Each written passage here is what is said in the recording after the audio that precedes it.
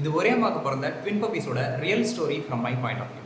சில மாதத்துக்கு முன்னாடி நான் 2 ட்வின் பப்பீஸையும் எங்களோட ஸ்ட்ரீட்டில் பார்த்தேன். 2 க்யூட் பப்பீஸும் ஒரே மாதிரி இருந்துச்சு.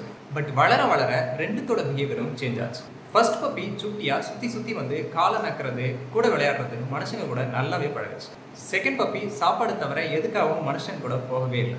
அதனால ஃபர்ஸ்ட் பப்பியை கேட்டுக்குள்ளே வரைக்கும் அலோவ் பண்ணி பால், பிஸ்கட், ஸ்பெஷல் ஃபுட்லாம் கொடுத்தாங்க.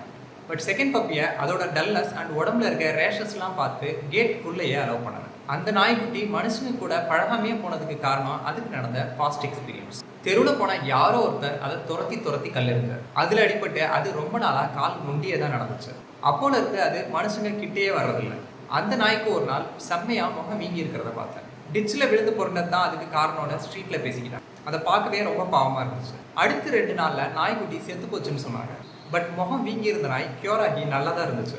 செத்தது எல்லாரும் நல்லாவே பார்த்துக்கிட்ட நாய். இந்த நாயும் டிச்சில் விளையாடி இருக்கு. ஆனால் அதனால வந்த இன்ஃபெக்ஷன் இதுக்கு ஒத்துக்கலை. ஸோ சீக்கிரமே செத்துருச்சு. இந்த இன்சிடென்ட் வழியாக எனக்கு 5 இம்பார்ட்டன்ட் திங்ஸ் தோணுச்சு. 1, அந்த பப்பியை துரத்தி கல்லெறிந்ததால அது மனுஷங்க கூட பழகமே போயிடுச்சு. Because childhood drama leaves scars. 2, மெரிஞ்சு போய் ரேஷஸோட இருக்க நாய்க்குட்டியில் இங்கே அழகாக சுட்டியாக இருக்க நாய்க்குட்டியை தான் எல்லாருக்கும் பிடிக்கும். The world has its biases. 3, not 2 puppies from the same mother are same. இங்கே எல்லாரோட லைஃப் எக்ஸ்பீரியன்ஸும் ஒரே மாதிரி இருக்கிறது இல்லை. Comparison is cruel.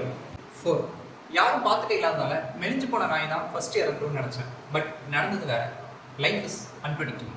5, சம்டைம்ஸ் டிஃபிகல்ட்டியிலேருந்து யார் எப்படி பவுன்ஸ் பேக் ஆவாங்கன்னு தெரியாது. Resilience isn't always visible.